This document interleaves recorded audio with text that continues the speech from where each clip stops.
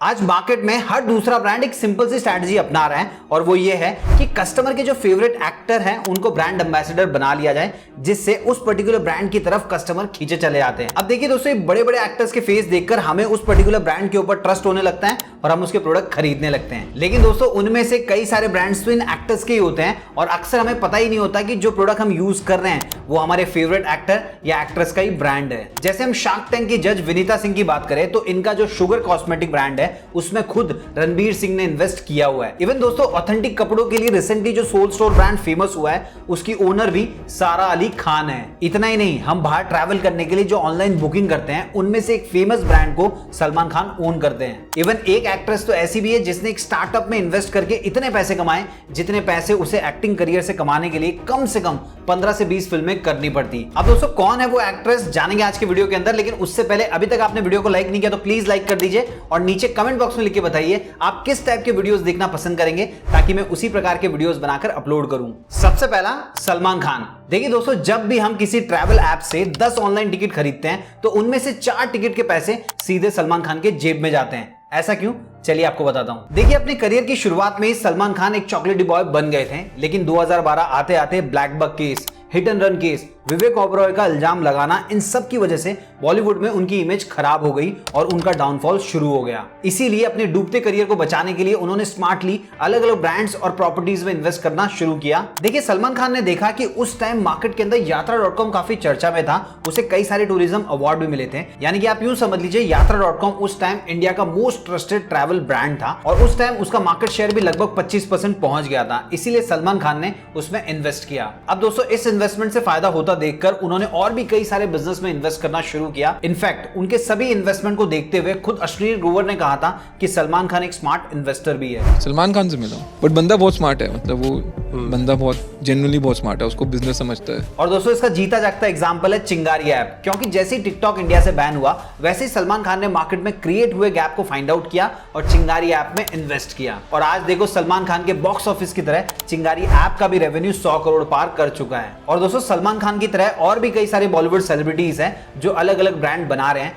जैसे अनुष्का का नुश ब्रांड, सैफ अली खान का हाउस ऑफ पतौदी और ऋतिक रोशन का HRX।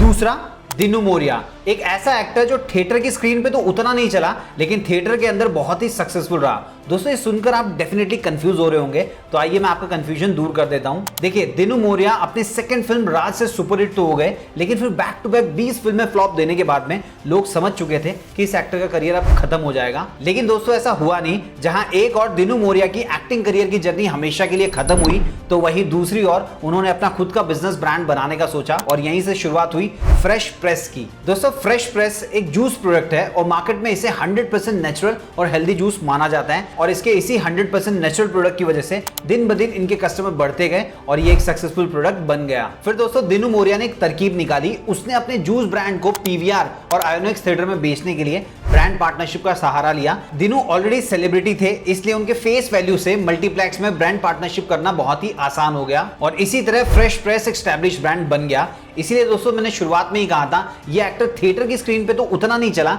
लेकिन थिएटर के अंदर बहुत ही सक्सेसफुल रहा। और दोस्तों, अब की बात करूं तो दिनू मोरिया के पास गुजरात, दिल्ली और राजस्थान के आयोनिक्स थिएटर हैं, जिससे उनकी वेल्थ 82 करोड़ तक पहुंच गई है। तीसरा, सनी लियोनी। देखिए दोस्तों, दुनिया में ऐसे बहुत सारे कॉस्मेटिक प्रोडक्ट्स हैं जिन्हें बनाने के लिए मासूम जानवरों का इस्तेमाल किया जाता है, जैसे लॉरियल, इसमें एनिमल डिराइव चीजें इस्तेमाल होती है। मैक और मेबेलिन में बीस वैक्स और लेनोलिन यानी कि हनी बी और शिप से वैक्स निकालकर उससे प्रोडक्ट बनाए जाते हैं। इनफैक्ट टेलो लिपस्टिक में तो बीफ या मटन का इस्तेमाल भी होता है, लेकिन सनी लियोनी ने बिना जानवरों का इस्तेमाल किए एक ऐसा कॉस्मेटिक ब्रांड बना डाला जो अब तक 10 करोड़ से ज्यादा की कमाई कर चुका है। असल में सनी को कंपनियों का ब्रांड फेस बनने में काफी इंटरेस्ट था, पर उनकी रीच और फॉलोइंग होने के बावजूद भी कोई भी कंपनी उन्हें अपना फेस बनाना नहीं चाहती थी और रीजन था उनका बोल्ड अंदाज। सो दोस्तों, इसीलिए सनी ने खुद का ब्रांड शुरू किया, स्टारस्ट्रक, जो पेटा अप्रूव्ड है, मतलब इसमें कोई भी एनिमल डिराइव प्रोडक्ट यूज नहीं होता। और दोस्तों, आज के टाइम में ये जो ब्रांड है 10 करोड़ से ज्यादा का रेवेन्यू जनरेट कर रहा है। अगर हम सनी के बाकी इन्वेस्टमेंट पे नजर डालें तो ये कहना गलत नहीं होगा कि सनी एक स्मार्ट बिजनेस वुमन है। इनफैक्ट दोस्तों, उन्होंने खुद के ब्रांड को तो ऊपर उठाया ही, साथ ही साथ में एक ब्रांड को ग्रो होने में भी काफी मदद की और वो ब्रांड था इंडिया का पहला अडल्ट ब्रांड बेशरम। देखिए, पहले तो ये ब्रांड कुछ खास चल नहीं रहा था, बट सनी के फेस से आज मार्केट में इस ब्रांड की वैल्यूएशन है $20 बिलियन के आसपास। चौथा, MS धोनी। कौन कहता है धोनी का करियर खत्म हो गया? दोस्तों अभी तो उनके करियर की असल में शुरुआत हुई है। अब वो कैसे, उसे समझने के लिए पहले मैं आपको एक छोटी सी कहानी सुनाता हूँ। देखिए दोस्तों 2020 में इंडिया में एक इंसान को पकड़ा गया था जो दिखने में अघोरी की तरह था, और जब से उसे पकड़ा था तब से बस वो एक ही बात दोहरा रहा था, मैं 8वां चिरंजीवी हूँ, मैं रामायण और महाभारत का हिस्सा रह चुका हूँ और अभी मैं बाकी के 7 चिरंजीवी की खोज कर रहा हूँ। दोस्तों ये जो कहानी है इंडिया की best selling book the hidden Hindu की है। दोस्तों इस कहानी को लेकर धोनी मूवी बना रहे हैं जिसमें आपको 3 पार्ट्स देखने को मिलेंगे। इनफैक्ट मूवी अपने प्री प्रोडक्शन फेज में भी जा चुकी है। पर दोस्तों धोनी के प्रोडक्शन हाउस की ये कोई पहली मूवी नहीं है। इससे पहले भी धोनी ने एक Tamil movie let's get married को प्रोड्यूस किया था और रिसेंटली उन्होंने एक ट्वीट भी किया जिसने सभी को सोचने पे मजबूर कर दिया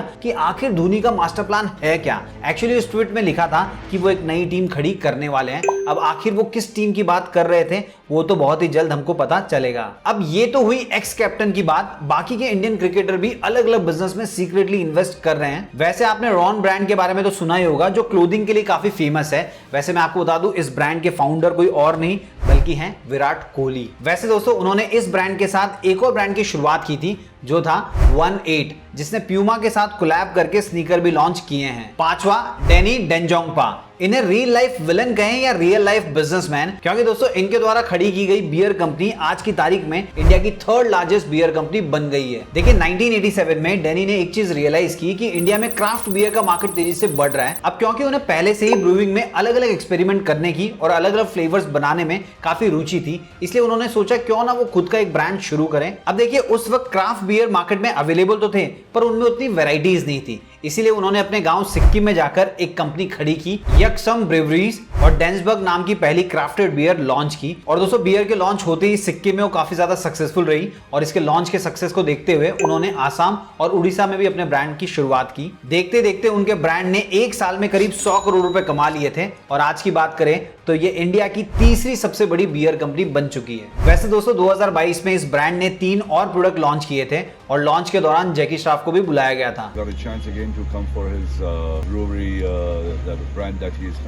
छठा शिल्पा शेट्टी। दोस्तों मुझे बताओ आईपीओ में एक इंसान कितना कमा सकता है? मतलब जब कंपनी प्राइवेट से पब्लिक होती है और लोग उसके शेयर खरीद सकते हैं तो उसमें इन्वेस्ट करके मैक्सिमम कितना कमाया जा सकता है?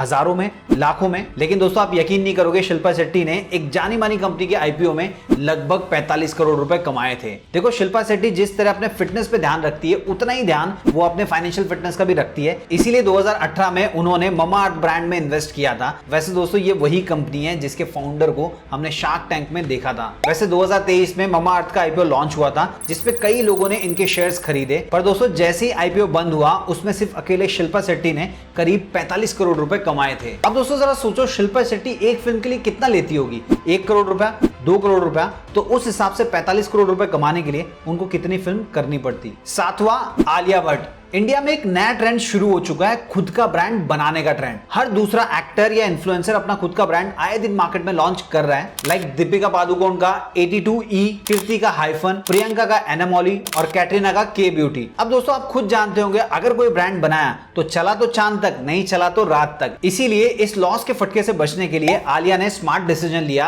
अपना खुद का कॉस्मेटिक ब्रांड बनाने के बजाय पहले से वेल एस्टेब्लिश्ड ब्रांड नायका में इन्वेस्ट किया ताकि उन्हें सिर्फ प्रॉफिट हो। लेकिन दोस्तों जब उनकी बेटी रहा हुई तो उनके सामने भी वही सवाल थे जो बाकी की माओं को होते हैं, जैसे कि कौन सा डायपर बेस्ट होगा। सो उसके लिए उन्होंने कई सारे ब्रांड्स को ट्राई किया पर उन्हें कोई ब्रांड अच्छा नहीं लगा और फिर दोस्तों फाइनली उनकी नजर पड़ी सुपर बॉटम ब्रांड पे जो किसी भी केमिकल का इस्तेमाल किए बिना एक कपड़े का डायपर बनाते हैं। अब दोस्तों इस डायपर के पॉजिटिव रिजल्ट्स को देखकर आलिया ने उस ब्रांड को स्केल अप करने के लिए उसमें पैसे इन्वेस्ट किए और साथ ही साथ में ब्रांड की ब्रांड एम्बेसडर भी बन गई। अब देखो दोस्तों इससे एक बात तो साफ पता चलती है कि सेलिब्रिटी हिट हो या फ्लॉप हो, हर एक सेलिब्रिटी किसी ना किसी ब्रांड में पैसे इन्वेस्ट जरूर कर रहा है क्योंकि उनको खुद को पता है पता नहीं कौन सी फिल्म चलेगी या नहीं चलेगी और कब किसको काम मिलना बंद हो जाएगा, क्योंकि दोस्तों ये सिनेमा वर्ल्ड है ही ऐसा। और दोस्तों देखा जाए तो आजकल लोग बॉलीवुड की फिल्में कम ही देखना पसंद करते हैं क्योंकि अब फिल्मों की जगह वेब सीरीज ने ले ली है, स्पेशली टीवीएफ की वेब सीरीज। दोस्तों एक नॉर्मल सा स्पूफ बनाने वाली टीवीएफ कंपनी आज एक से एक हिट सीरीज दे रही है और अगर आपको जानना है कि टीवीएफ बॉलीवुड से बेहतर क्यों है